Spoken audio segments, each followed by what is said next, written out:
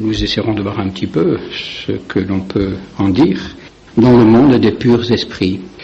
Donc il est bon de connaître les anges, mais savoir un peu bien quelle est leur nature, quel est leur mode d'action, et quels sont un peu les services qu'ils peuvent nous rendre, quels sont les pièges qu'ils peuvent nous tendre pour les autres, etc. Oui. Pour apprendre à vivre avec eux et en recevoir l'aide que Dieu veut nous donner par eux. Oui, ça c'est une chose, bon, nous en parlerons je pense, mais qui est certaine, hein, c'est que Dieu ne gouverne pas sa création tout seul, directement. Ouais. Ça, c'est sûr, ça. Dieu a créé le monde tout seul, bien sûr, il a tout créé tout seul, par son action. Mais ensuite, une fois le monde créé, Dieu a voulu justement bien honorer sa créature, notamment sa créature intellectuelle, spirituelle, intelligente. Ouais. Il veut honorer sa créature en l'associant à l'œuvre du gouvernement de la création. Et les anges sont associés au gouvernement de la création, et les hommes sont associés au gouvernement de la création. Normalement, la façon normale dont Dieu intervient dans l'histoire des hommes, c'est toujours par des intermédiaires. Il est rare que Dieu intervienne directement dans l'histoire des hommes, et généralement, quand il intervient directement, bien c'est précisément ce que l'on appelle le miracle. Le miracle, ça sort de l'ordinaire, c'est quelque chose qui est étonnant, qui est merveilleux, parce que ce n'est pas la façon habituelle dont Dieu agit. Sinon, bien, il intervient généralement toujours par le ministère des anges ou le ministère des hommes, et même le ministère des mauvais anges. Dieu se sert des mauvais anges, des démons. D'une certaine façon, il s'en sert, eh bien, pour nous conduire à lui. Toutes les grâces que nous avons reçues, tous les secours, les lumières que nous avons reçues, tout ça nous est arrivé par une médiation. Et notamment que ces hommes qui sont les prêtres, ou même par nos parents, etc., tous les êtres qui sont associés à notre vie d'une façon ou d'une autre, dont le bon Dieu se sert, eh bien, pour nous donner ses grâces, ses lumières, ses conseils, etc. Commençons à essayer un petit peu d'explorer ce monde des anges, ce monde des esprits. Et il est évident que la première question à se poser, eh bien, est-ce que ce monde invisible dont nous allons parler existe? Il est une chose qui est certaine d'abord, oui, ce que je viens de vous dire, à savoir que Dieu veut se servir d'intermédiaire du ministère des anges, du ministère des hommes, etc. Tout cela est purement gratuit de la part de Dieu. Dieu aurait très bien pu créer le monde matériel et puis le gouverner directement. Dieu n'a pas besoin strictement des anges.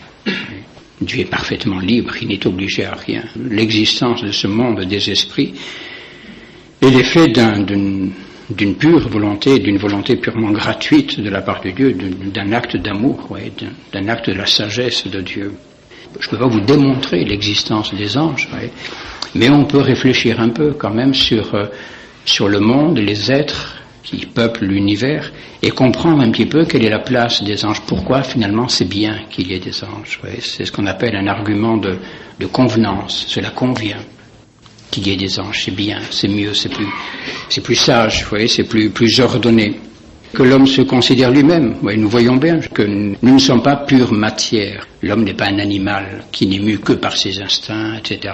Il y a autre chose, il y a une autre part, qui est la part spirituelle, et il y a dans l'homme donc un corps et une âme. Et l'homme, justement, étant composé de corps et d'âme, eh bien occupe, si vous voulez, dans l'échelle des êtres matériels, le degré supérieur. Prenez tous les êtres matériels, et bien au bas, qu'est-ce que vous avez? Vous avez le minéral. Ensuite, eh bien vous aurez le végétal, qui lui a une certaine vie, une certaine animation, et qui croît, etc. Bon, très bien. Ensuite, vous avez l'animal, qui est encore plus noble que le végétal, et puis, ma foi, bien, au sommet, vous avez l'homme. Voilà, l'homme qui est au sommet des êtres matériels, dans lesquels il y a quelques matières.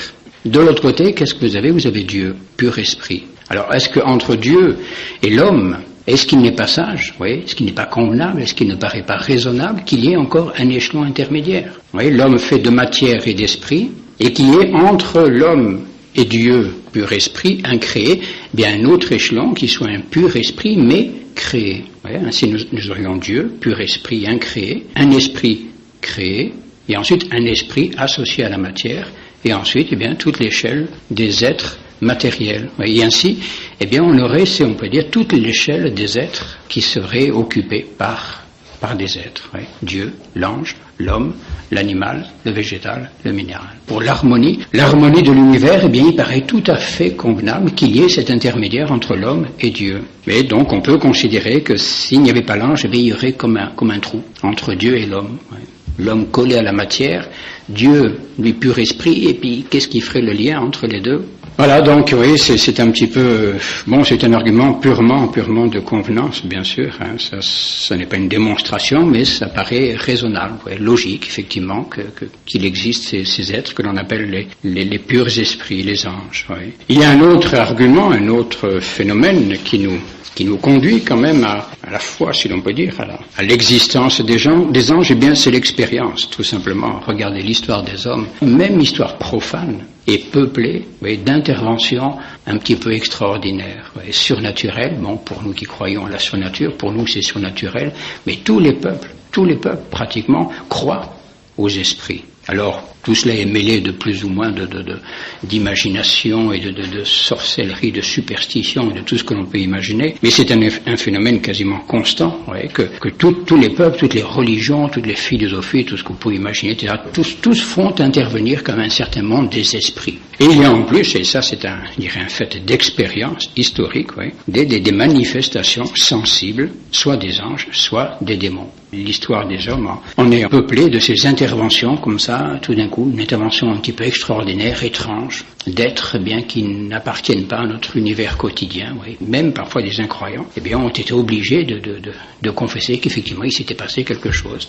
Un être étrange était apparu, bon, pour interrompre une bataille, pour je ne sais pas quoi, des choses comme ça, ce sont des phénomènes constants. Alors bien sûr, les savants de toutes les espèces essaient d'expliquer ça par des phénomènes d'hallucination ou de je ne sais quoi, mais le fait est là, en tout cas, il y a eu quand même des phénomènes extraordinaires.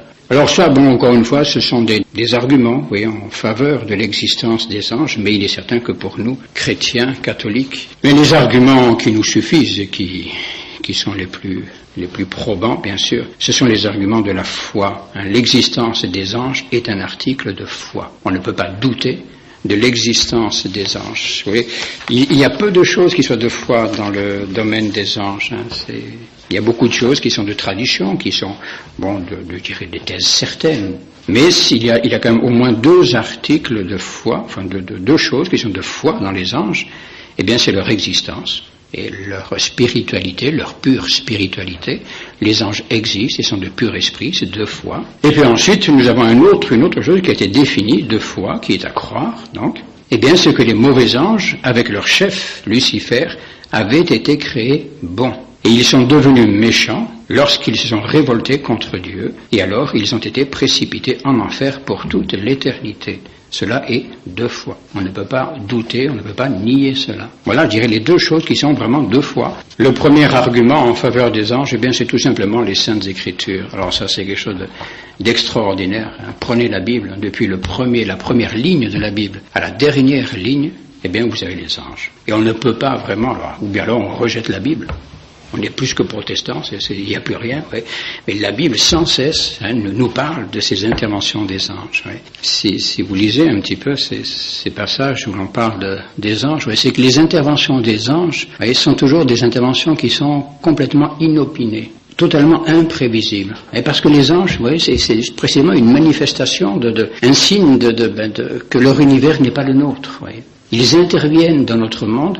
Mais alors, on ne peut pas prévoir, on ne peut pas dire, tiens, tel événement, donc les anges vont arriver. Non, ils interviennent uniquement, c'est le bon Dieu qui juge, qui estime que l'intervention d'un ange est nécessaire, est utile à tel ou tel moment. Et c'est très curieux, des moments, les choses se déroulent à peu près, puis pouf, un ange qui arrive.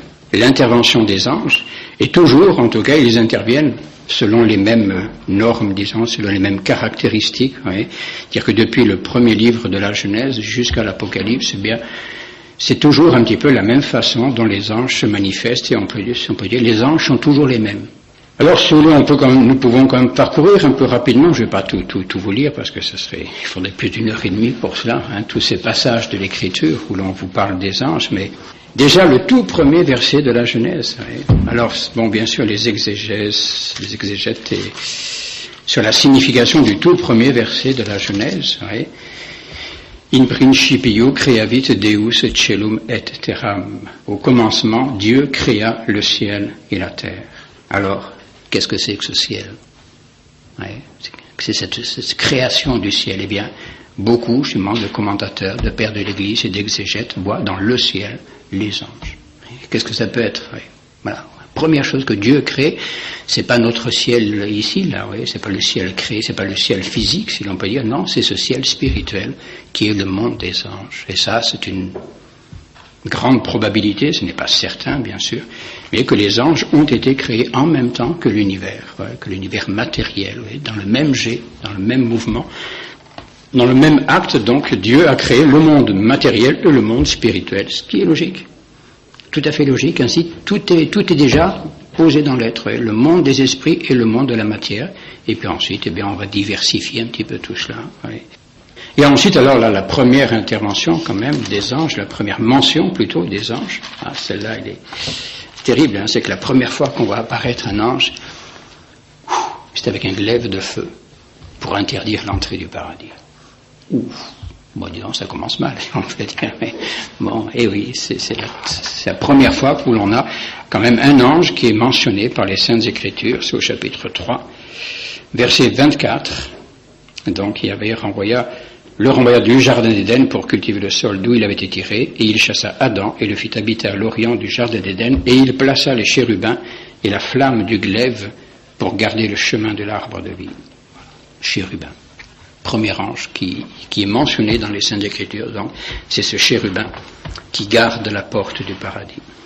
Et ensuite, les Écritures les anges ne vont pas apparaître pendant toute une période, même au moment de le déluge, Noé, tout ça, non, on voit pas d'anges, enfin, ils sont peut-être là, mais l'Écriture en tout cas n'en parle pas, ça c'est. Et la première intervention, du moins la deuxième, alors cette fois, intervention des anges, alors là, c'est peut-être justement pour nous rassurer, si l'on peut dire, c'est au profit d'Abraham, ou du moins de la famille d'Abraham. Alors là, Abraham va être précisément peut-être le grand patriarche, qui dans toute sa famille va être favorisé de plusieurs interventions des anges. Et la toute première intervention des anges, ou d'un ange, c'est auprès de la pauvre Agar. Vous connaissez peut-être l'histoire d'Agar, voilà, la pauvre Sarah qui n'était pas très contente qu'elle soit là, qui dit, allez, renvoie-la, et puis pouf, Abraham qui dit à Sarah, qui dit à Agar, elle va prendre l'air un peu, elle va faire un tour au désert, etc. Puis la pauvre Agar qui s'en va, qui pleure dans son coin, c'est normal, la pauvre, c'est pas très rigolo, et puis voilà, quelqu'un vient la consoler, et c'est un ange qui vient la consoler, voilà. Elle a été chassée donc par Sarah, qui était un peu jalouse d'elle, et c'est un ange qui vient la consoler au désert, puis ensuite, elle revient, puis après, tout s'arrange un petit peu, quoi. Et puis voici, qu'elle a un enfant, cette pauvre Agar, et une deuxième fois, elle est chassée au désert. Et une deuxième fois, un ange vient la consoler. Heureusement qu'ils sont là, les anges. Donc il y a d'un côté cet ange un peu terrible, le chérubin qui ferme l'entrée du paradis, mais d'un autre côté, il y a l'ange qui vient consoler Agar, qui est toute triste au désert, première fois toute seule, et la deuxième fois même avec son enfant. Bon, vous connaissez, je pense, un peu tout ça, ça doit vous rappeler quelques souvenirs quand même d'histoire sainte, on a appris tout ça, on a lu tout ça, c'est tellement beau cette histoire. Vous avez cette histoire également, cet épisode qui est très beau, dans lequel on voit les pères de l'Église voient une première manifestation, très très très lointaine peut-être, mais du mystère de la Sainte Trinité, sur les trois anges qui viennent rendre visite à Abraham. Voilà, Abraham qui est là devant sa tente, et puis qui prend l'air, et puis trois personnages qui viennent entrer, etc. Il leur propose et c'était trois anges, vous voyez. Et parmi ces trois anges, il y en a deux qui vont à Sodome, l'épisode de Sodome et Gomorrhe, terrible, qui sont envoyés par Dieu pour détruire Sodome et Gomorrhe, punir ces deux villes de leurs péchés. Mais avant de détruire ces villes, que vont faire ces deux anges? Vous le savez, tout ça, vous connaissez par cœur. Qu'est-ce qu'ils vont faire? Ils vont trouver Lot qui était parti à Sodome, là-bas, qui vivait à Sodome, et qui vont le trouver, qui vont chez lui. Ils ont même failli se faire lyncher par les sodomites, etc. Et qui vont sauver Lot, précisément, et sa famille, de la destruction de la ville, qui le font sortir de la ville. De sorte vraiment, la famille d'Abraham a été vraiment une famille de prédilection de la part de Dieu, protégée sans cesse. Et cette protection s'est toujours manifestée, par l'intermédiaire d'anges. Donc Abraham, d'abord visité par ces 3 anges, ensuite Lot, sauvé de la destruction de la ville par ces 2 anges. Ouais. Encore un autre ange qui intervient dans la vie d'Abraham, vous savez, tout ça, c'est au sacrifice d'Isaac. Oui, si, vous le savez. Il suffit de vous le rappeler. Ça. Oui, c'est sûr que c'est un peu enfoui peut-être, mais au moment où Abraham va immoler son fils, Isaac, tac, qui est-ce qui lui arrête les bras? C'est un ange. C'est un ange qui lui arrête les bras et qui lui montre le bélier là qui est pris, dont les cornes sont prises dans le fourré, etc. Oui, les anges. Bon, puis ensuite, les anges de l'échelle de Jacob. Jacob, là, qui est en route, là, pour aller chez Laban, chercher une épouse, voilà, et puis pof, ou ça, après, je sais plus très bien, enfin, c'est en route, en tout cas, c'est en voyage, ouais.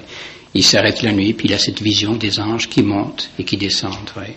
Bon, ensuite, les anges dans la vie de Jacob également, ce combat de Jacob avec l'ange, vous connaissez ça, c'est Jacob qui, toute la nuit, a lutté avec l'ange, ouais. Et puis Jacob était costaud, hein. Il n'arrive pas, l'ange n'arrivait pas à en venir à bout, hein. Quand même c'est pas rien, hein. Parce qu'un ange c'est quand même pas mal aussi, c'est plutôt fort, hein, etc. Et toute la nuit, hein, bon, il y a 1000 explications là-dessus. Et c'est au matin pour que l'ange arrive à faire lâcher Jacob, tac, il le blesse, hein.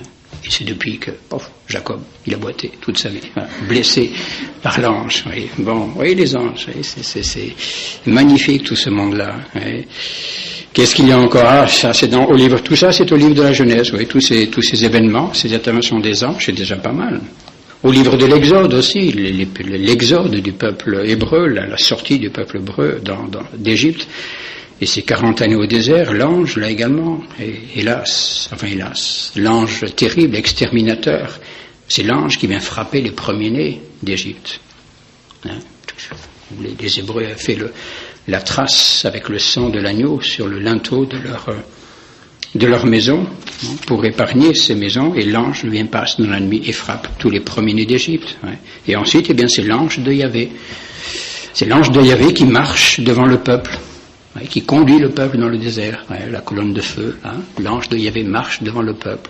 C'est l'ange de Yahvé encore qui va venir s'interposer entre le peuple hébreu et les Égyptiens qui arrivent là avec leurs chars et leurs cavaliers. L'ange qui était devant, il passe derrière et il arrête les Égyptiens. C'est pas difficile pour un ange, ça va vite, ça, en avant. Et oui, etc. Bon, qu'est-ce qu'il y aurait encore? Un autre épisode qui est très beau, ça, un peu amusant bien sûr, mais c'est ce pauvre prophète Balaam, Balaam, connaissez Balaam, prophète là qui était envoyé par je ne sais plus trop quel roi, hein, pour aller maudire le peuple hébreu. Et il monte sur son ânesse là, et il part en route, et puis voilà que son ânesse dans un petit chemin encaissé, pouf, elle s'arrête, elle ne veut plus avancer. Qu'est-ce qui se passe? Il y avait un ange devant elle qui lui arrêtait la route, qui lui barrait la route. Alors l'autre, il poussait à droite, à gauche, mais l'ange, la pauvre ânesse, elle voyait très bien l'ange, vous voyez, c'est terrible. L'ânesse voyait l'ange, et Balaam, il voyait rien du tout. Bon. C'est humiliant quand même, mais enfin c'est comme ça. Et oui. Et puis ensuite, même alors pire que ça, c'est que l'ânesse, elle commence à l'embarrasser, elle se fait taper dessus de tous les côtés par Balaam. Et qu'est-ce qu'elle fait? Elle se met à lui parler, elle dit, bon, mais ça va bien, arrête un peu. C'est qu'il y a quelqu'un qui me barre la route, quoi, tu vois pas un petit peu, là, mais enfin, qu'est-ce que c'est cinéma? Enfin, c'est pas tout à fait comme ça, mais enfin. Oui, et Dieu, là, vous voyez la puissance de Dieu, hein, même arriver à faire parler une ânesse, vous voyez, bon, enfin. Et cet ange-là, qui était là, avec son glaive, qui barrait la route, oui, qui a empêché l'ânesse de passer. Bon, puis ensuite, Balaam va passer quand même, et c'est très beau cet épisode, hein, ce prophète Balaam qui est envoyé pour maudire le peuple hébreu et qui face ensuite, eh bien, au peuple hébreu ne pourra que le bénir. Très beau, ouais. Alors l'autre roi qui l'avait envoyé était furieux, bien sûr, mais enfin, c'est pas pour ça que je t'ai payé, en gros, ouais. Bon, etc. L'ânesse de Balaam, oui, qu'est-ce qu'il y a encore comme ange? Bon, il y en a tout un tas qui apparaît à Gédéon, l'ange qui vient annoncer, promettre la naissance de Samson. Ah, un autre ange aussi, là, qui est terrible, celui-là. C'est l'ange de Dieu qui vient frapper Jérusalem après le péché de David. Ça, c'est un épisode terrible, ça. Hein. Bon, le péché de David, vous connaissez ça, je pense. Hein. Le péché de David, et après ce péché, donc David est puni et sera puni, mais d'abord, hein, il y a la peste hein, qui va frapper la ville de Jérusalem en punition du péché du roi. Ouais. Ouais. Voilà. Et c'est un ange, bien sûr, qui est l'envoyé de Dieu pour exercer ce châtiment, etc., et qui frappe le peuple. Un autre ange encore, celui-là, c'est plus réconfortant. Vous voyez, toujours un petit peu ces deux fonctions des anges. Il y en a, certaines fois, ils interviennent pour châtier, pour punir, et puis d'autres fois, au contraire, pour consoler, vous voyez, pour rendre courage, redonner confiance. C'est le prophète Élie qui part au désert, là, qui part vers le mont Horeb, le mont Sinaï, et puis la route est longue, 40 jours au désert, c'est fatigant, puis au bout d'un petit moment, il s'arrête. Il s'arrête, il se couche sous un genévrier, je crois, etc. Et puis il dit, voilà, c'est fini, moi, terminé maintenant, j'ai plus qu'à mourir, je suis trop fatigué. Ouais. Et puis, il s'endort, et puis il y a quelqu'un qui va le réveiller, c'est un ange. Et qui lui donne, justement, qui non seulement le réveille, mais en plus, eh bien, va le nourrir, le réconforter, et en avant, une fois, deux fois, et ensuite, eh bien, Élie pourra repartir jusqu'au mont Sinaï. Bon, qu'est-ce qu'il y a encore? Ah, ça c'est... Mais vous connaissez tout ça, je ne sais pas pourquoi je vous le raconte, mais enfin... L'épisode de Tobie, l'histoire de Tobie, mais ça bien sûr vous connaissez Tobie, ça. Hein, l'histoire de Tobie, ce pauvre Tobie qui ensevelissait les morts, et puis voilà, un jour il était fatigué, il se couche devant sa maison, puis il y a un pigeon au-dessus qui fait ce que font tous les pigeons. Et puis voilà, le pauvre Tobie aveugle. Voilà, bon, etc.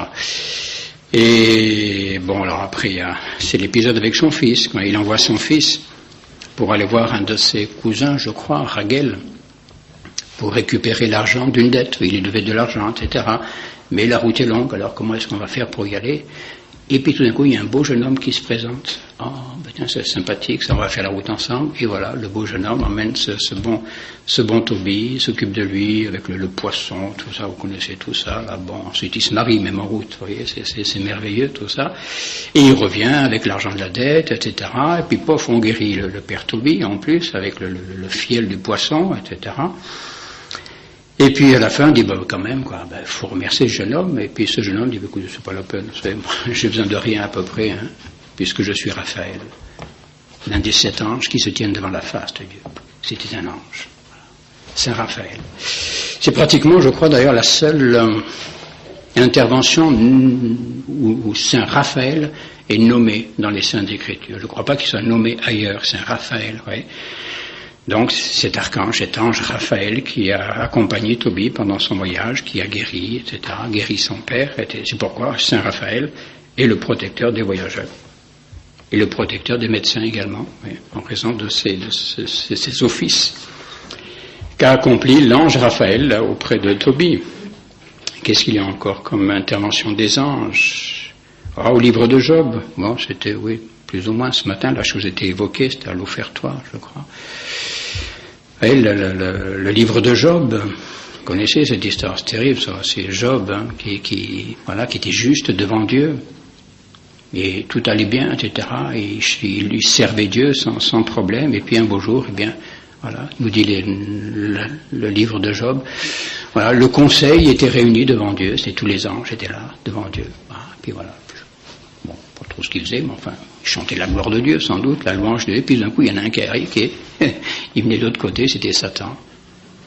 Et là, on voit justement les anges qui entourent Dieu, qui forment le conseil de Dieu, et puis Satan qui intervient là, dans ce conseil et qui dit, ben voilà, tiens, oui, le père Job, ça va bien, il est content, c'est bien, mais parce que tout va bien, mais permettez-moi d'aller le tenter. Permettez-moi d'aller l'éprouver, etc. Et le bon dit, c'est bien, vas-y. Voilà.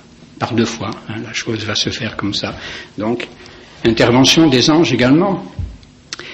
Qu'est-ce qu'il y a encore? Bon, tout un tas de choses. Alors, vous connaissez ça, l'ange dans la fournaise des 3 Hébreux, les 3 jeunes Hébreux qui sont dans la fournaise, et puis c'est un ange qui vient les protéger contre le feu. Ou bien l'ange encore dans la fosse au lion de Daniel, Daniel qui est dans la fosse au lion et qui est protégé par un ange, là encore. Oui. Ensuite, vous avez les 2 autres anges dont on connaît le nom, qui interviennent dans le livre de Daniel. Le livre de Daniel, les 2 autres anges, Gabriel et Michel, interviennent, lui apparaissent et sont manifestés. Oui, Raphaël, Gabriel et Michel. Et ce sont là c'est une chose qui est claire, hein, les seuls noms d'anges que nous connaissions avec certitude. Voilà, si quelqu'un vous dit d'autres noms d'anges, bon, C'est peut-être pas hérétique ou je ne sais quoi, mais en tout cas, ça n'est pas révélé, ce n'est pas certain. Raphaël, Gabriel et Michel. Qu'est-ce qu'il y a encore, les anges, bon, etc., etc. Bon. Et alors ensuite, il y a bien sûr le Nouveau Testament. Bon, tout ça c'est l'Ancien Testament, et dans le Nouveau Testament, je pense que là vous connaissez peut-être un petit peu mieux encore, ces interventions des anges dans le Nouveau Testament, et notamment l'ange Gabriel, hein, qui c'est lui qui inaugure un petit peu le Nouveau Testament, l'ange Gabriel. L'ange Gabriel qui donc intervient d'abord auprès de Zacharie.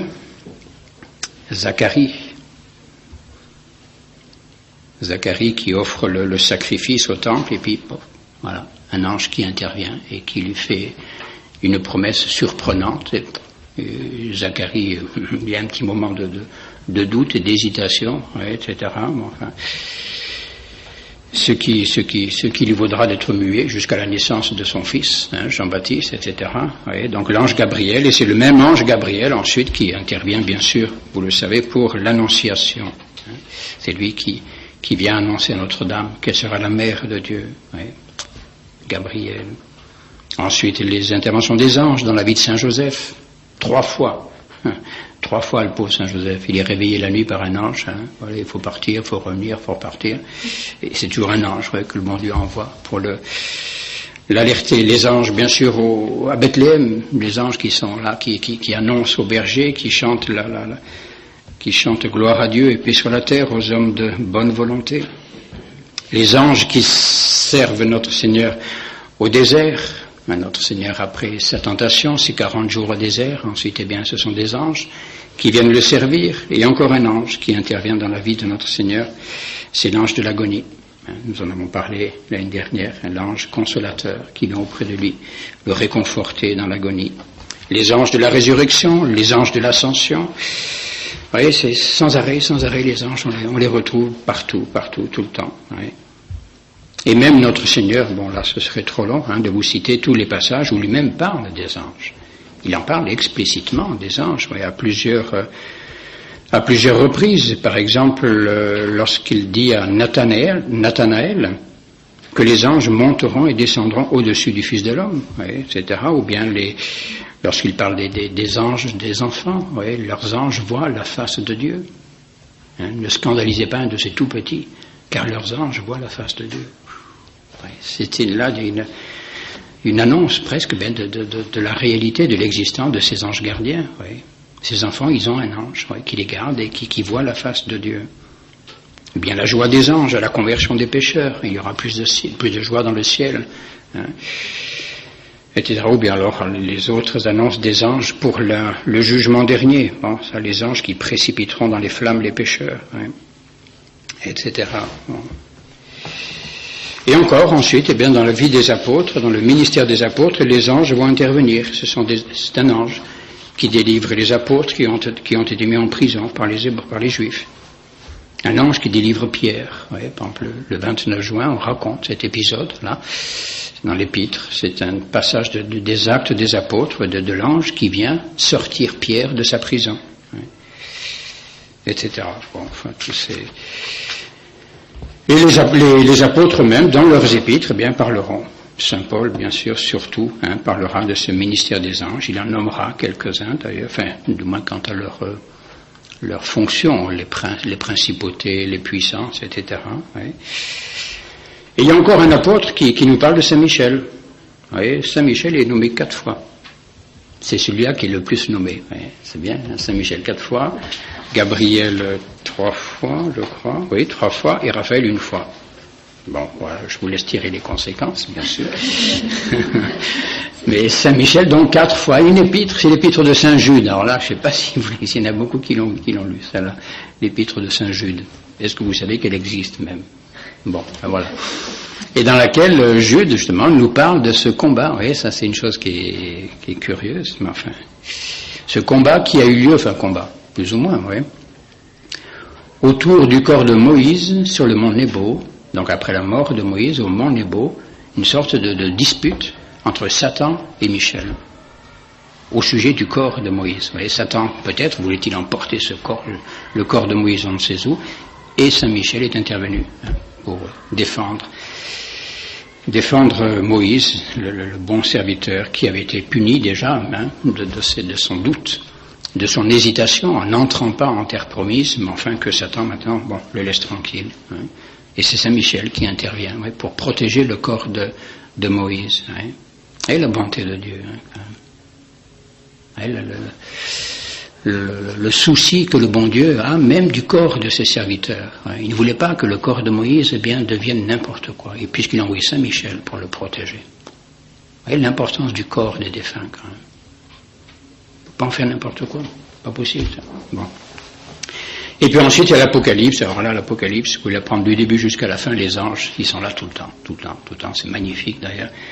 Soit dans la liturgie céleste, la description de cette liturgie du ciel, les anges qui sont là avec les encensoirs, etc. C'est magnifique. Et puis cette mention du combat de Michel avec ses anges contre Satan, au premier jour, dans l'éternité, après la création des anges, ce premier combat. Donc c'est une chose qui est claire. Il suffit d'ouvrir les Saintes Écritures et nous voyons apparaître les anges du début jusqu'à la fin. Donc on ne peut déjà pas, je crois, en douter sérieusement. Mais alors en plus, parce que bien sûr il y a quand même toujours des gens qui doutent, malgré tout ce que peuvent dire les Saintes Écritures, toujours des gens qui doutent. Alors l'Église est intervenue, il a donné quelques définitions quand même sur ce monde des anges. Et très tôt, l'Église n'a pas attendu très longtemps pour faire ses mises au point. Par exemple, au Concile de Braga, en 563, c'est quand même pas, c'est pas d'hier. Voici, par exemple, un canon de ce Concile de Braga. Si quelqu'un dit que le diable n'a pas été au commencement un ange bon, créé par Dieu, et que sa nature n'est pas l'œuvre de Dieu, mais s'il dit qu'il a émergé des ténèbres, que personne ne l'a fait, mais qu'il est lui-même le principe et la substance du mal, comme Mani et Priscillien l'ont dit, qu'il soit anathème. Vous voyez, ça c'est pour réfuter cette hérésie du manichéisme, dans lequel il y aurait deux dieux, deux principes. Un principe du bien, qui est Dieu, et un principe du mal, qui est Satan. Et les deux seraient éternels. Et Dieu ne serait pas donc l'auteur de Satan. Donc Satan serait un autre Dieu, qui existerait par lui-même. Donc il y aurait ces deux principes qui seraient en conflit de toute éternité, le principe du bien, le principe du mal. Eh bien non, ça c'est une hérésie qui est épouvantable, cela. Satan, au départ, était bon et créé par Dieu. Et c'est ensuite qu'il s'est révolté et qu'il est devenu mauvais. Mais en tout cas, Satan n'est pas créateur du mal. Satan n'a pas le pouvoir de créer. Bon. Justement, c'est ce que dit encore ce même concile, au canon suivant. Si quelqu'un croit que le diable a fait quelques créatures dans le monde, non, le diable n'a pas le pouvoir créateur. Dieu seul crée. Et qu'il a produit le tonnerre, les éclairs, les tempêtes et les sécheresses par sa propre puissance, comme Priscillien a dit, qu'il soit anathème. Mais non. Donc, vous voyez, Concile de Braga. Ensuite, qu'est-ce que nous avons? Alors ça, ici, c'est la définition sans doute la plus claire et celle qui est à laquelle on se réfère toujours le plus, vous voyez, qui est très, très complète. C'est au Concile de Latran, 4e Concile du Latran, en 1215. Voici ce que dit ce Concile du Latran. Donc, il parle de Dieu, nous croyons fermement, etc. Principe unique de toutes choses, créateur de toutes, visible et invisible, spirituel et corporel, qui, par sa force toute puissante, a tout ensemble, dès le commencement du temps, créé de rien l'une et l'autre créature, la spirituelle et la corporelle, c'est-à-dire les anges et le monde terrestre, puis la créature humaine qui tient des deux, composée qu'elle est d'esprit et de corps. Et voilà, donc ceci est deux fois, c'est une définition deux fois. Donc ça veut dire que Dieu a créé tout ensemble, dès le commencement du temps, les anges et le monde terrestre. Puis, ensuite, la créature humaine qui tient des deux. Bon, d'abord, Dieu a créé sur le monde de l'esprit et le monde des corps, et ensuite l'homme qui réunit les deux. C'est tout à fait logique en plus. Car le diable et les autres démons ont été créés par Dieu naturellement bons. Dieu les avait fait bons. Dieu ne fait que le bien. Dieu ne peut pas faire des choses mauvaises. Ouais. Mais, donc le diable et les autres démons ont été créés par Dieu naturellement bons, mais se sont par eux-mêmes rendus mauvais. Ce sont les diables qui se sont fait diables. Ils étaient anges d'abord, et ce sont eux qui se sont fait mauvais. L'homme, lui, ensuite, a péché à l'instigation du démon. Oui, c'est deux fois. Tout ça, c'est deux fois une définition donc du concile du Latran. L'homme, lui, ensuite, a péché à l'instigation du démon. Oui. Ensuite, qu'est-ce qu'il y aurait encore bon, c'est un peu la même chose, cela.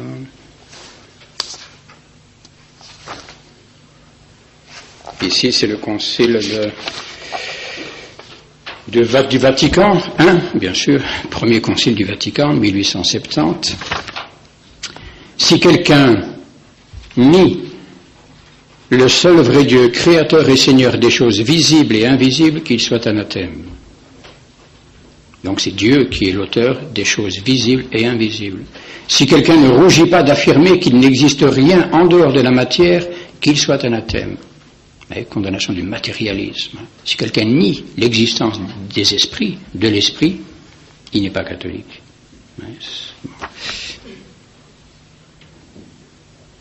Si quelqu'un ne confesse pas que le monde et toutes les choses qu'il contient, spirituelles et matérielles, ont été produits de rien par Dieu dans la totalité de leur substance, qu'il soit anathème. Oui, bien, bon, enfin, je crois que la chose est assez claire, hein. Il y a encore Humani Generis, oui, qu'est-ce qu'il dit, Humani Generis? Humani Generis, Pie XII.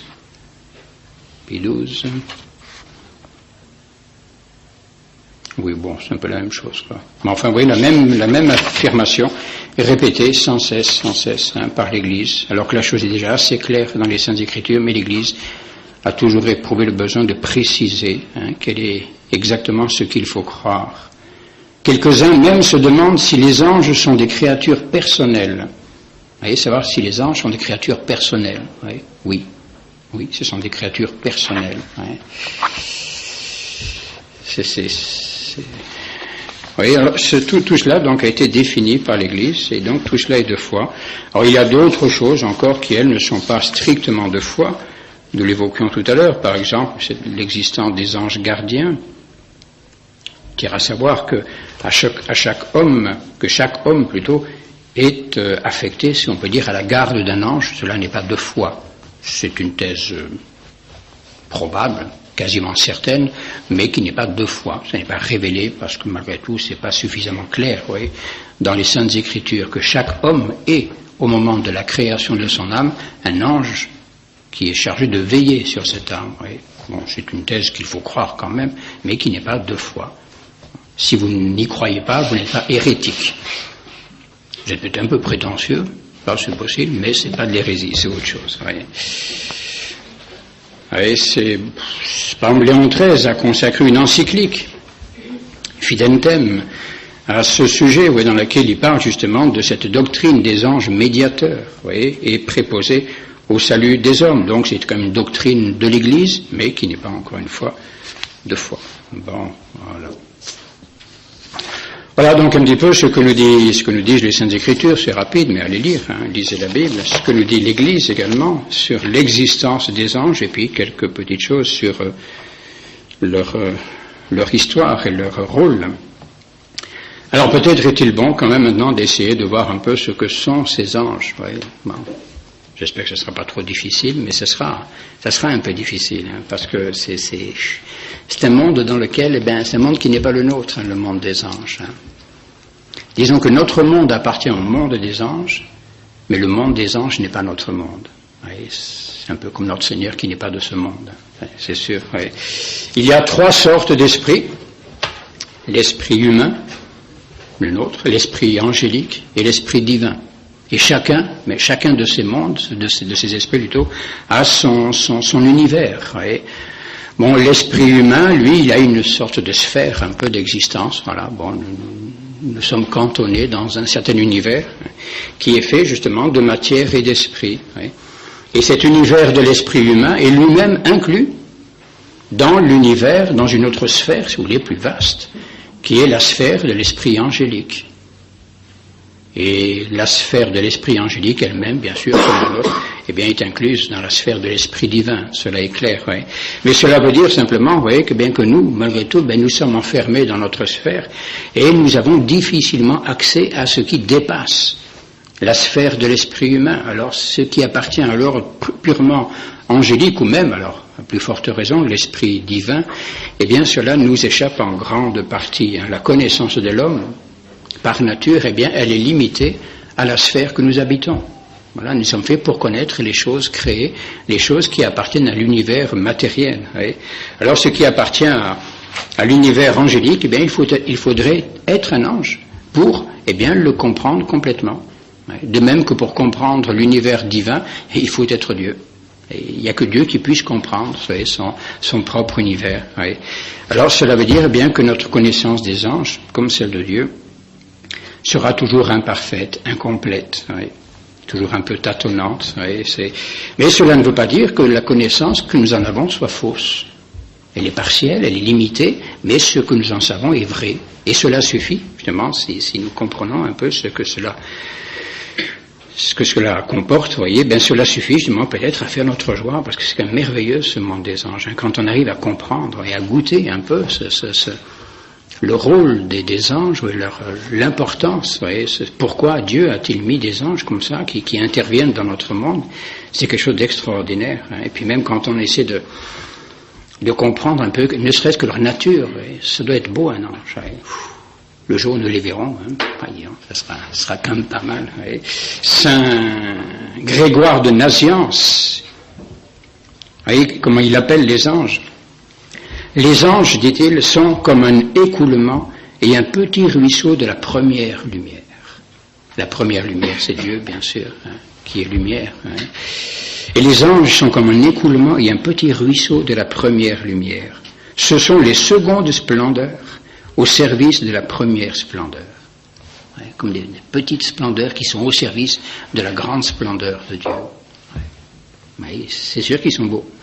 C'est une beauté purement spirituelle, ça, c'est vrai, mais c'est encore plus beau justement que les beautés matérielles. Les beautés spirituelles sont les plus belles qui soient, même si nous ne les voyons pas avec les yeux. C'est une autre forme de beauté, mais qui est encore plus belle. Hein. Alors l'ange, bon, bien sûr, hein, nous le savons, vous le savez, j'espère, eh bien, est un pur esprit. Voilà, c'est la définition des anges. Hein. Je crois que c'est ce que dit le catéchisme. Les anges sont des purs esprits. Voilà, pur esprit. Pur esprit. Mais attention, pur esprit qu'il ne faut pas confondre avec Dieu, car les anges ne sont pas Dieu, parce que Dieu lui aussi est un pur esprit. Dieu est un pur esprit, les anges sont des purs esprits. Alors quelle différence y a-t-il entre les deux? Eh bien, c'est que Dieu n'est pas créé, bien sûr, il est incréé.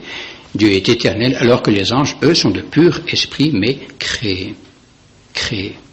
Voilà. Donc ils ont eu un commencement. Les anges ont commencé à exister. Il fut un temps où les anges n'existaient pas, et un jour les anges ont commencé à exister. Bon, maintenant ils sont éternels, ils sont immortels plutôt. Mais là, si on peut dire, la différence la plus sensible pour nous, justement, ce qui fait la différence entre Dieu et les anges, eh bien, c'est que les anges sont créés, et c'est quand même une différence colossale, c'est évident. Hein. Entre Dieu incréé et un esprit créé, c'est quand même une différence assez radicale. Oui. Mais il est certain que par le fait, par sa qualité d'esprit, l'ange se rapproche de Dieu plus que de l'homme. L'ange est plus près de Dieu, mais par le fait d'être un esprit, l'ange est plus près de Dieu que de l'homme. Mais par le fait d'être créé, il est plus près de l'homme que de Dieu. Parce que nous aussi, nous sommes créés. Nous sommes en partie esprit et nous sommes créés. Oui. Et en tant qu'esprit, en tant que pur esprit, quels sont quelques-uns des caractères que l'on peut reconnaître aux anges, voyez? Eh bien, c'est la simplicité déjà. Les anges ne sont que des purs esprits. Il n'y a pas cette composition, voyez, cette union à un corps. Donc il n'y a pas eux tout ce mélange, voyez, de sensations physiques, d'émotions, de passions, etc. Les anges n'ont pas de sentiments. Quel bonheur. Ils n'ont pas d'émotions. Ils pleurent pas. Mais on n'a jamais vu un ange pleurer. Ils n'ont pas d'yeux. Pour pleurer, il faut des yeux, etc. Et ils sont de purs esprits. Tout est un en eux, tout est un seul regard, un seul amour, très simple. En plus, ça fixe ou immuable, si vous voulez. Les anges ne peuvent pas changer d'avis. Ils sont toujours les mêmes, depuis le jour de leur création jusqu'à la fin de l'éternité, qui n'aura pas de fin. Mais les anges, ce seront toujours les mêmes. Mais en même temps, vous voyez, comme ils sont esprits, vous voyez, toutes les qualités de l'esprit libérées de la matière, donc la mobilité. Et ce qui nous rend, nous, si lourds et si lents à nous déplacer, ouais, ben c'est le corps. Et si nous n'avions pas de corps, notre esprit, il irait où il veut. Bon, nous y arrivons déjà d'une certaine façon. Nous arrivons à nous transporter en un autre lieu par l'esprit. Mais c'est quand même difficile, hein. Puis ça dure jamais très longtemps, parce que on retombe sur nos pattes tout de suite, etc. Ouais, c'est essayer de regarder, essayer de prier. Essayez de méditer, bon, combien de temps ça dure, hein? Ouf, bon, vous voyez un petit peu, paf, on retombe tout le temps, alors que les anges, au contraire, aucune entrave, pouf, mobilité, ils peuvent aller où ils veulent, du moins là où Dieu veut les envoyer. Ouais. Également, cette pénétration, la vigueur de l'esprit, la clairvoyance de l'esprit, l'énergie de l'esprit. Voyez, tout ce qui entrave en nous la vie de l'esprit, c'est le corps. Imaginez que vous n'ayez pas ce corps, ouais. Un petit peu tout ce que notre esprit ne pourrait pas faire. Ouais. Cette pénétration, d'abord l'esprit pénètre partout. L'esprit connaît les choses, oui, par le dedans, etc. Oui, donc toute une force de pénétration, de clairvoyance, oui. Et puis également l'énergie. Oui, c'est pourquoi souvent on a comparé les anges à du feu, oui, des langues de feu, des êtres de feu, ou bien encore dans la vision d'Ézéchiel. Vous connaissez peut-être cette vision d'Ézéchiel où les yeux, oui, les anges se manifestent avec des yeux comme ça, oui. Parce que l'ange voit tout, oui, il pénètre un peu partout par sa connaissance. Oui. Alors cela, vous voyez, ce sont les qualités de l'esprit, mais ensuite, n'oublions pas que cet esprit est créé. Et donc, eh bien, il y a quand même à ces qualités, à ces dons, ces prérogatives de l'esprit, eh bien, des bornes et des limites. L'ange, malgré tout, est limité. Il a une essence, il a un être qui est limité, il a une puissance, malgré tout, qui est limitée, et contrôlée même par Dieu. L'ange est quand même créé par Dieu et donc soumis à Dieu. Mais l'ange ne peut pas tout faire. L'ange n'est pas tout puissant. Il n'a pas la toute puissance de Dieu. Il a une certaine puissance, mais il n'a pas la toute puissance de Dieu. Et c'est vrai aussi bien pour l'ange que pour le démon. Et l'ange, comme tout esprit, eh bien, a deux seules facultés, comme nous d'ailleurs, ce sont un petit peu les mêmes facultés dont jouit notre esprit, notre âme spirituelle, c'est l'intelligence et la volonté. L'ange n'a rien d'autre que cela. Il a de la chance. Hein. Il n'a pas ses passions, toutes ses émotions, tout ça. Il n'a que l'intelligence pour connaître et la volonté pour aimer. C'est tout ce qu'il a. Se concluant, par une qualité qui n'est pas vraiment une faculté, mais qu'on appelle la liberté. C'est sûr, l'ange est libre également. Et c'est parce qu'il a une intelligence et une volonté qu'il est libre. Oui, c'est cela qui compose la liberté, l'intelligence et la volonté. Pour comprendre comment l'ange exerce son intelligence, il faut comparer avec nous. L'intelligence de l'homme, vous voyez combien le travail est difficile. Vous voyez, si vous regardez un enfant au tout début, l'intelligence de l'enfant, elle est très empêtrée, si on peut dire, très paralysée dans la sensibilité. Les premières impressions, les premières connaissances qu'a un enfant, ce sont des impressions matérielles, uniquement matérielles. Il réagit au chaud, au froid, la douleur, le bon, tout ça, très bien. Mais ça ne va pas beaucoup plus loin. Et c'est petit à petit, eh bien, que la raison commence à se révéler. L'enfant est généralement la première perception que la raison a, c'est la perception de soi-même. La première chose, généralement, l'éveil de la raison, vous voyez, se manifeste par la perception de soi-même. Jusque-là, l'enfant, il réagit tout simplement à ce qui lui arrive de l'extérieur. Il commence à faire des caprices, moi, etc. Voyez, ça veut dire que la raison est là. Ça y est. Et oui, il prend conscience, vous voyez, l'enfant commence à prendre un peu conscience de lui-même, et même c'est là qu'il commence à prendre conscience bien du bien et du mal, vous voyez, du plaisir et de la douleur, etc. Il commence à faire la différence, mais une différence consciente, réfléchie, vous voyez. Et puis ensuite, eh bien sûr, son intelligence s'ouvre de plus en plus, mais vous voyez un petit peu, je dirais, comme le déploiement de l'intelligence d'un homme, eh bien, c'est long, ça prend du temps, ça c'est pas comme ça en un jet, vous voyez, il faut du temps. Et en plus, eh bien, je dirais, il y a aussi bien des erreurs qui peuvent se mêler, tout ce réveil de la raison, de l'intelligence, cette perception des choses, etc. Mais tout cela est quand même très enclin à l'erreur. Et même, vous voyez, quand nous sommes parvenus à l'âge adulte, regardez un petit peu le mal que nous avons précisément à avoir des actes d'intelligence qui soient purement spirituels. Vous voyez, généralement, il est dans toutes nos connaissances, dans toutes nos réflexions, etc. Et nous entraînons toujours avec nous, dans nos réflexions, quelque chose de sensible. Il faut qu'on se représente les choses. Il faut qu'on donne un petit peu à tout cela une certaine forme sensible parce que c'est dans notre nature. On est fait pour ça. On est fait pour accéder à la connaissance des choses par une perception sensible. Et même, vous voyez, quand on essaie peut-être de réfléchir sur des choses très spirituelles, regardez, on passe son temps à donner un visage à Dieu. Quelle forme, il est comme ci, comme ça, il a de la barbe, il est grand, il est petit. Si, on a un mal de chien, c'est vrai, vraiment à se fixer sur le monde purement spirituel en faisant totalement abstraction des images. Mais ça montre simplement ce que nous sommes, c'est notre nature, nous sommes faits ainsi. L'ange, lui, au contraire, il n'a aucun besoin de ces images, de ce monde sensible, de ce monde matériel pour accéder à la connaissance. Et la première qualité de l'intelligence de l'ange, peut-être, c'est que cette intelligence n'est jamais en sommeil. Et dès le premier instant où il a été créé, l'intelligence de l'ange est en acte. Et l'ange ne dort pas. Tout le temps, il est en acte d'intelligence, en acte de connaître, ce qui est proposé, ce qui est offert à sa connaissance, dès le premier instant. Il connaît ce qu'il doit connaître et c'est fini. Il ne peut pas ne pas connaître, il ne peut pas s'endormir, etc. Il n'y a pas en lui de formation intellectuelle, il n'y a pas de progrès dans la connaissance. Dieu lui a donné, dès l'instant de sa création, il lui a infusé l'objet de sa connaissance. Alors que nous devons acquérir la connaissance, il faut travailler, étudier, etc. Autre qualité de cette connaissance angélique, c'est qu'elle est infaillible. L'ange est infaillible. Il ne peut pas y avoir d'erreur dans la connaissance de l'ange, voyez. Alors attention, je dis bien, infaillibilité de l'ange par rapport à son objet naturel. Mais ce qui est offert à sa connaissance naturelle. Nous verrons tout à l'heure qu'il y a malheureusement un autre monde où là il peut se tromper, c'est quand on passe dans le monde surnaturel. Ce qui appartient, c'est simplement à la sphère de la nature angélique. On appelle le mode de connaissance de l'ange, on appelle ça l'intuition. L'ange, il intuite, il voit tout de suite, dans un seul jet.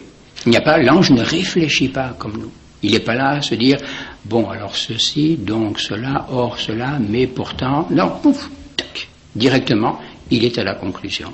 C'est bien, ça serait bien si on était comme ça, mais non, on n'est pas comme ça, il ne faut pas rêver. Et tout ce qu'il connaît, il le connaît encore une fois sous un mode spirituel. Tout est esprit dans ce qu'il est lui-même, et sa connaissance est purement spirituelle.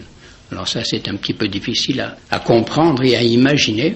Même la création matérielle, l'ange la connaît, mais sous un mode purement spirituel. Ne vous cassez pas trop la tête, vous verrez ça quand vous serez au paradis, et nous verrons cela.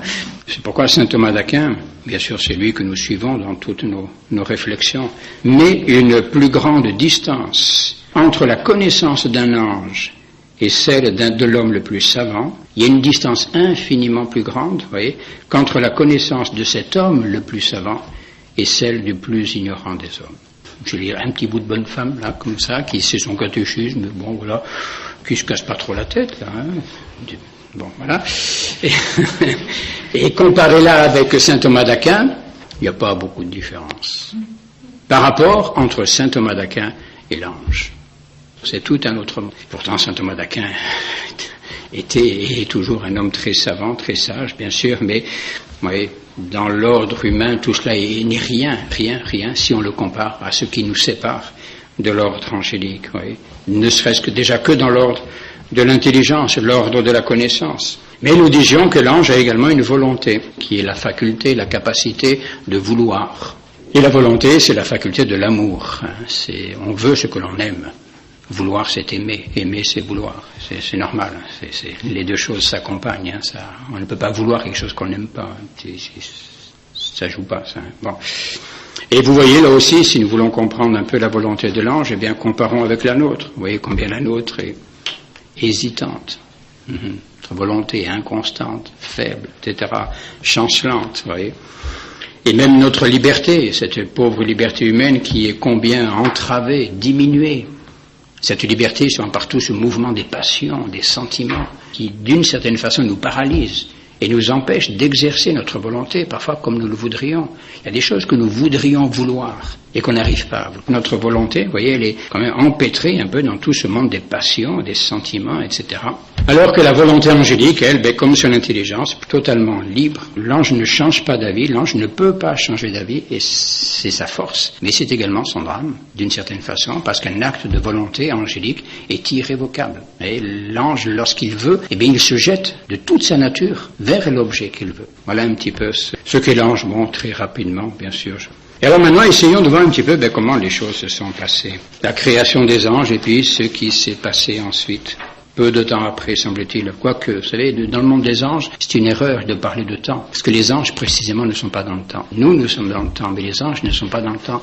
Ils sont dans leur monde à eux, qui n'est pas mesuré comme le nôtre par le temps. Où le temps, si on peut dire, est mesuré uniquement par les mouvements angéliques. Donc la création des anges, nous le disions tout à l'heure, a vraisemblablement, ce n'est pas une certitude, parce que cela, le bon Dieu ne nous a pas tout dit, a vraisemblablement coïncidé avec la création de la matière. Et ça paraît logique.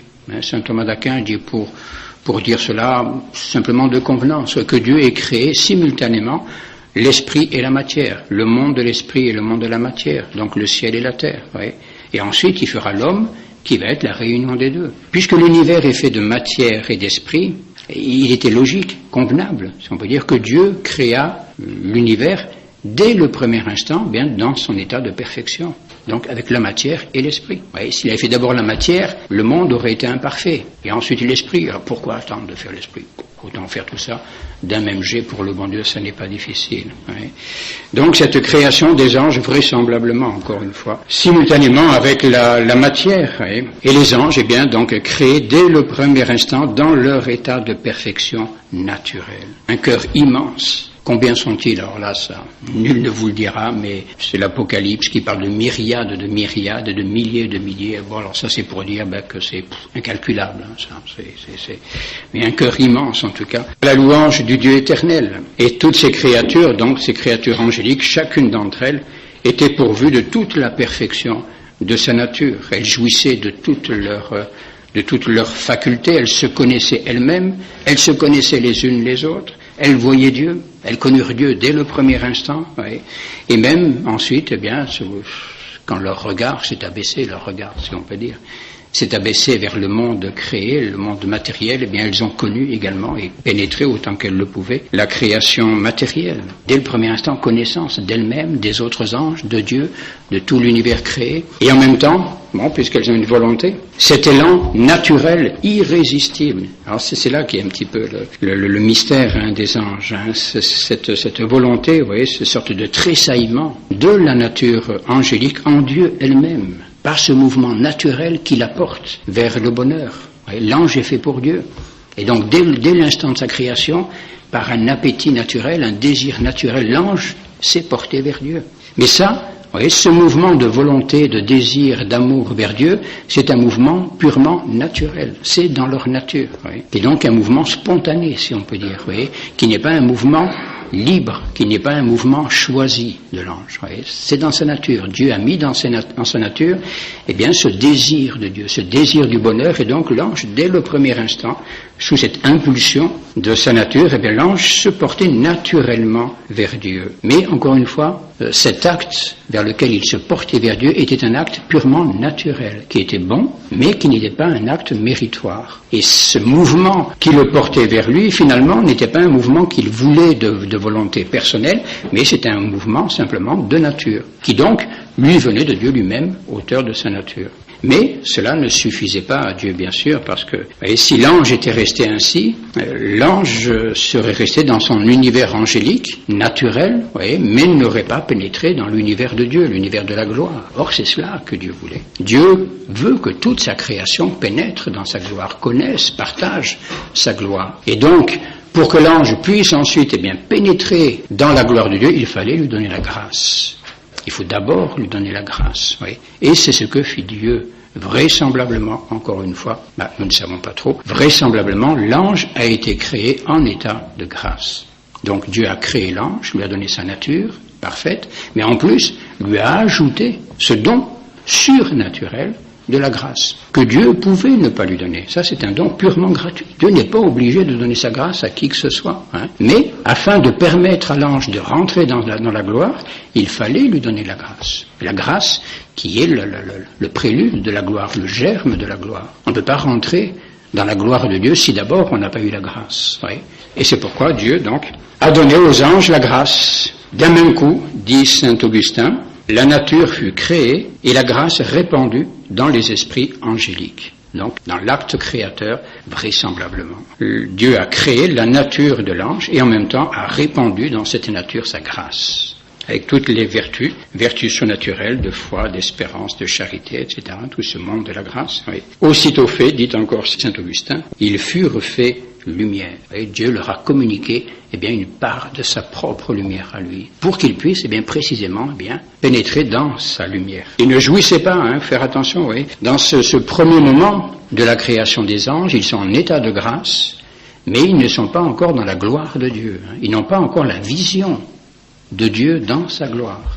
Ils ont la connaissance naturelle de Dieu, une connaissance proportionnée à leur nature. Ils connaissent Dieu, ils l'aiment, mais selon simplement les limites de leur nature. Ils ont la grâce, mais ce n'est pas encore la vision de Dieu, ce n'est pas encore la gloire, ce n'est pas encore le paradis. C'est l'antichambre, c'est le vestibule du paradis, si vous voulez, mais ce n'est pas encore le paradis. Imaginons que les anges aient été créés directement dans la gloire, dans le paradis, il était inimaginable qu'il y ait un péché ensuite. C'était pas possible, ça. Une fois qu'on est au paradis, on ne peut plus pécher. Dites, heureusement, Si on se met à pécher au paradis, on vous rendez compte un peu la pagaille. Ah non, ça joue pas du tout. Non. Donc les anges n'étaient pas encore au paradis. Ils étaient dans un état très proche du paradis, mais qui n'était pas encore le paradis. Perfection naturelle. Le prophète Ézéchiel décrit un peu ce qu'était cet état des anges là, dans ce premier moment, avant précisément, l'épreuve des anges.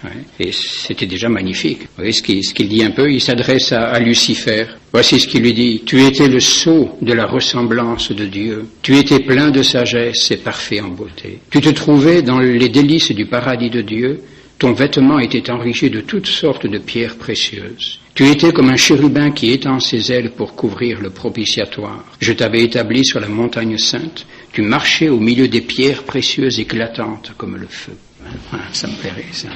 Tu étais parfait en tes voies depuis le jour de ta création, jusqu'à ce que l'iniquité fut trouvée en toi. Et c'est ça, précisément, le drame des anges. Et c'est un mystère, de ce grand combat dans le ciel. Voilà un petit peu l'état dans lequel les anges étaient, avant, précisément, le péché, perfection naturelle, la grâce. Ils avaient tout pour rentrer au paradis, tout. C'est l'Apocalypse qui nous dit cela. Il se fit un grand combat dans le ciel. Michel et ses anges combattaient avec le dragon, et le dragon luttait lui et ses anges.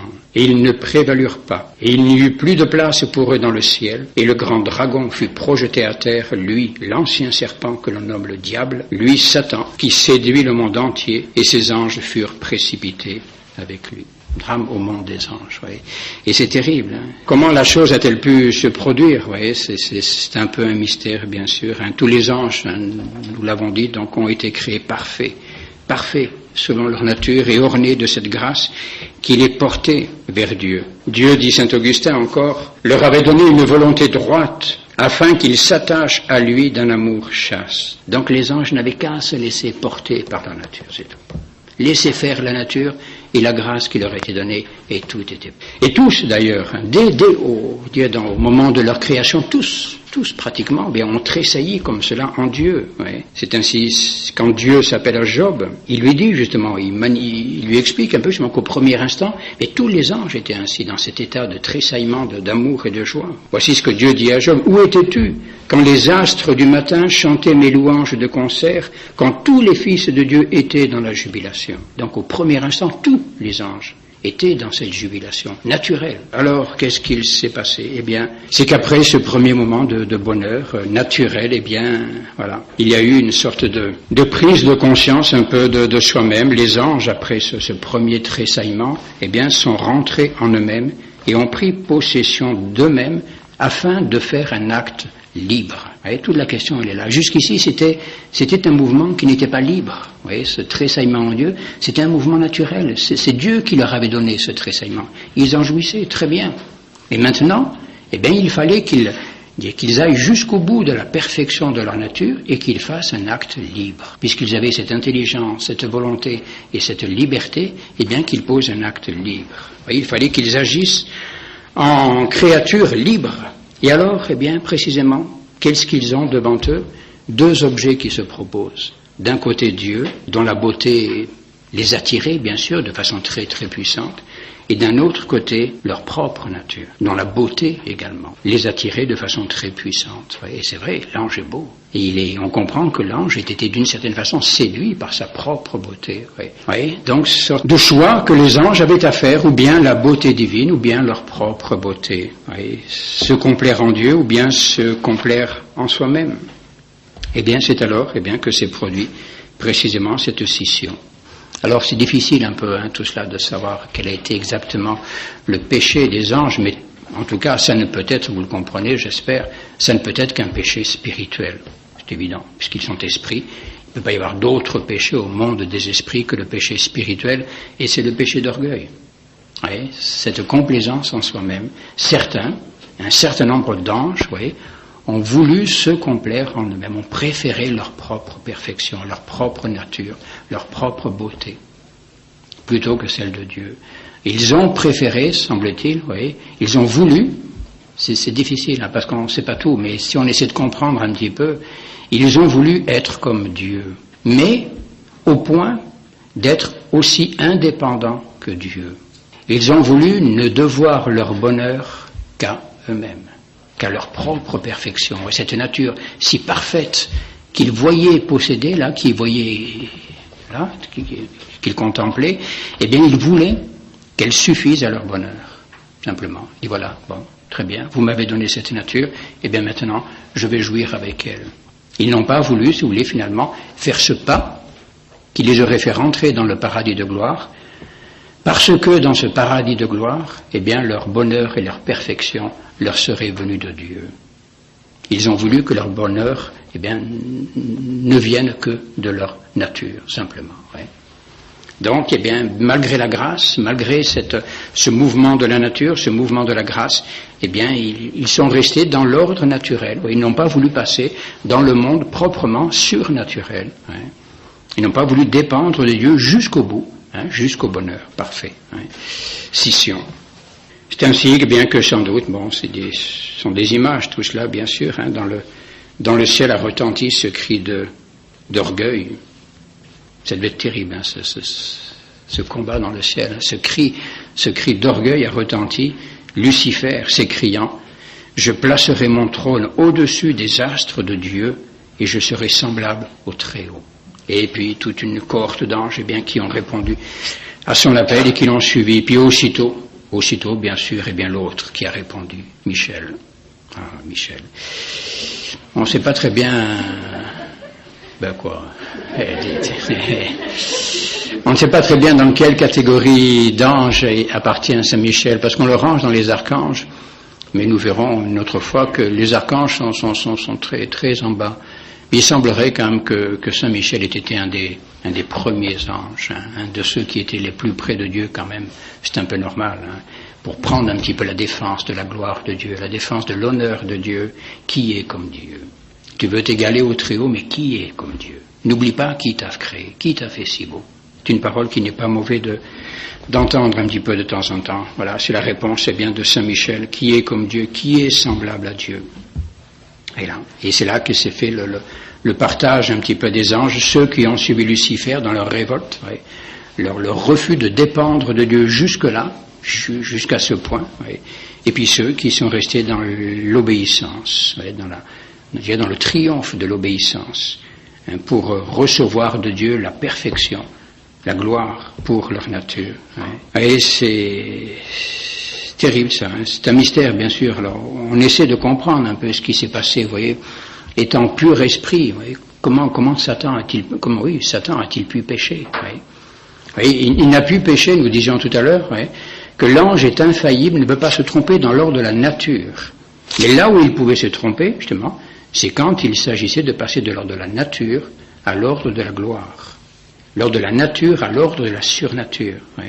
Eh bien, Satan, Lucifer, n'a pas voulu passer dans l'ordre de la surnature. Il est resté dans l'ordre de la nature, dans l'ordre de la perfection naturelle. C'est là qu'a été son erreur. Mais ça n'est pas une erreur naturelle, c'est une erreur surnaturelle. Alors que les autres anges, les bons anges, au contraire, ne se sont pas trompés. Ils auraient pu se tromper aussi, mais ils ne se sont pas trompés. Ils sont passés dans un cri d'humilité, dans un acte d'humilité. Ils se sont laissés entraîner par Dieu, par la grâce, jusque dans le monde de la gloire. Voilà. C'est ainsi qu'ils ont remporté la victoire. Et c'est depuis, que nous connaissons cette lutte, ce combat titanesque, c'est vrai. Deux amours, vous connaissez ce passage, Saint Augustin, deux amours ont fait deux cités. L'une, Jérusalem, l'amour de Dieu jusqu'au mépris de soi. Là, c'est les bons anges. Et l'autre, Babylone, l'amour de soi jusqu'au mépris de Dieu. Ce sont les démons. Voilà, l'amour de soi jusqu'au mépris de Dieu. Les anges fidèles avaient aimé Dieu jusqu'à se mépriser eux-mêmes, non, Dieu d'abord et moi après. Alors que les anges rebelles, au contraire, s'étaient aimés eux-mêmes jusqu'à mépriser Dieu. Moi d'abord et Dieu après. C'est fini, ça ne peut pas marcher. Et depuis, ma foi, c'est la séparation définitive. Ses conséquences, c'est encore Saint Augustin. Saint Augustin a beaucoup parlé des anges, c'est très beau tout ce qu'il dit. Les saints anges se tournant vers le Verbe devinrent lumière. Aussitôt, ils sont introduits dans la gloire de Dieu. Ils se tournent vers le Verbe de Dieu et ils deviennent lumière. Parfait. Alors que les mauvais anges, demeurant en eux-mêmes, devinrent ténèbres. Et vous avez les anges de lumière et les anges des ténèbres, les bons anges et les démons.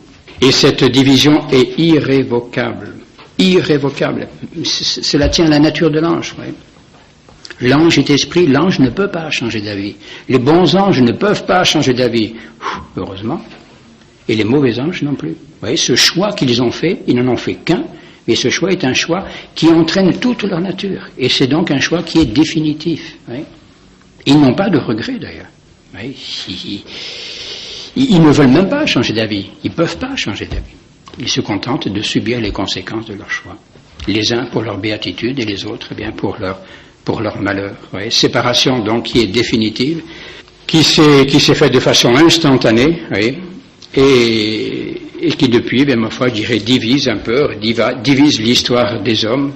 C'est l'histoire non seulement des anges, bien sûr, mais l'histoire des hommes, puisque tout le reste de la création maintenant, tout le reste de l'ordre créé, se trouve un petit peu, je dirais, en prise, en but, à ce même combat, qu'il y a eu entre les anges au premier jour, là-haut. Ce combat entre les anges qui ont dit oui et ceux qui ont dit non, et ce combat continue à se dérouler sur la terre. Et les anges essaient justement de s'arracher, de se disputer les hommes, les uns pour nous entraîner au ciel et les autres, pour nous entraîner dans leur malheur. Ça, c'est une chose qui est tout à fait, malheureusement, tout à fait normale. Lorsqu'on est malheureux, lorsqu'on est méchant, on n'a qu'une envie, c'est d'en faire souffrir d'autres. On ne peut pas rester tout seul dans son malheur. Alors si on peut en entraîner d'autres, qui viennent souffrir avec nous, chose terrible, ça. Alors il y a là-dessus, je dirais, une thèse, mais qui est soutenue par certains théologiens, mais qui n'est pas de foi. Vous pouvez très bien l'admettre, elle est assez commune. Et c'est le nombre des anges. Combien ont-ils été qui ont dit non? Combien ont-ils été qui se sont révoltés? On dit un tiers. Moi, j'en sais rien, et personne n'en sait rien. Dieu le sait, les anges le savent peut-être, mais nous ne savons pas. Bon, il est probable, je dirais tout ça, il est probable quand même que c'est comme le petit nombre des anges qui s'est révolté. Ça ne peut pas être le plus grand nombre quand même. De toute façon, c'est toujours trop. Même s'ils sont que 2 ou 3, c'est 2 ou 3 de trop. Même s'il n'y avait que Lucifer. Oui, c'est ce que dit Saint Augustin justement sur cette question-là un petit peu. Quant à ceux qui étaient restés avec Dieu au moment de cette désertion, l'inébranlable connaissance de leur bonheur les rendrait définitivement heureux. Il n'en va pas de même pour l'autre groupe de créatures raisonnables qui se compose des hommes, nous les hommes. Ces derniers ayant tous péri sous le coup des péchés et des supplices. Tous nous avons péché, péché originel, plus les autres. Donc ces derniers ayant tous péri sous le coup des péchés et des supplices, soit originels, soit personnels, qui pesaient sur eux, une partie en serait relevée, donc une partie des hommes en serait relevée, qui comblerait les vides creusés dans la société angélique par la chute des démons. Car il a été promis aux saints qu'à la résurrection, ils égaleront les anges de Dieu. Ça c'est vrai, c'est dans Saint Luc, cela. Oui. Ainsi, la céleste Jérusalem, qui est à la fois notre mère et la cité de Dieu, ne subira pas de dommages dans le nombre de ses habitants, ou peut-être même en comptera une plus grande quantité.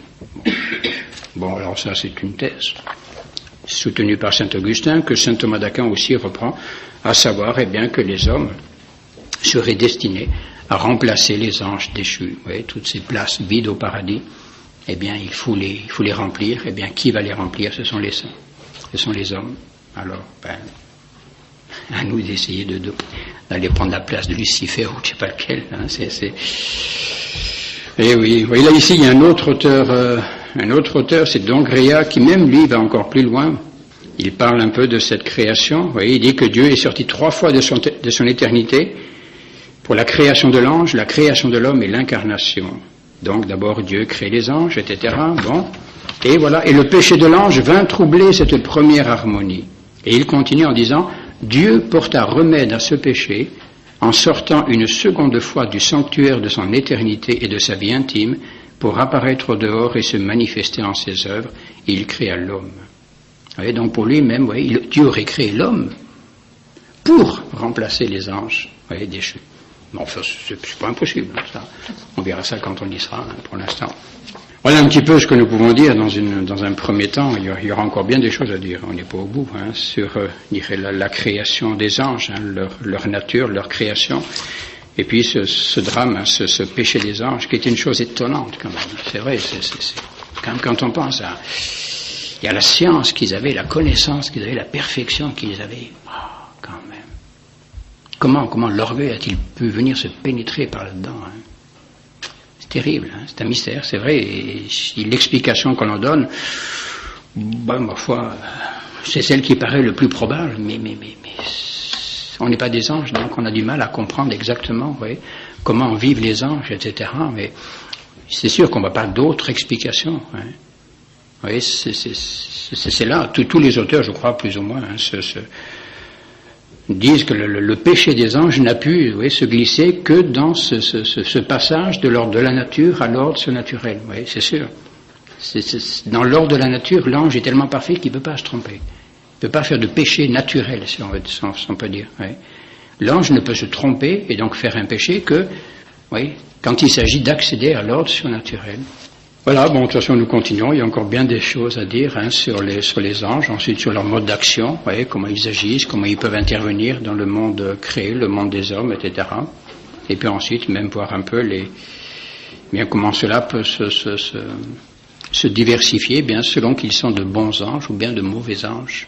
Et puis quelles sont peut-être la façon dont nous devons agir à l'égard des bons anges et à l'égard des mauvais anges, pour que tout ça, finalement, se passe bien, quoi. Oui, il y en a des choses à dire. Vous verrez.